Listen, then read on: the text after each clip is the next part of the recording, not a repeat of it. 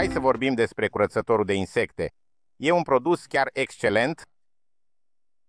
Dacă parbrizul e plin de insecte și vrei să-l testezi, încearcă să dai cu apă folosind ștergătoarele. Vei observa că insectele nu dispar.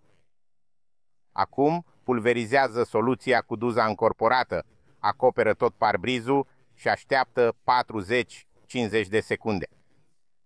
Apoi, pornește iar ștergătoarele cu apă și vei vedea că după cele 40-50 de secunde, când cureți parbrizul, nu mai rămâne nicio insectă.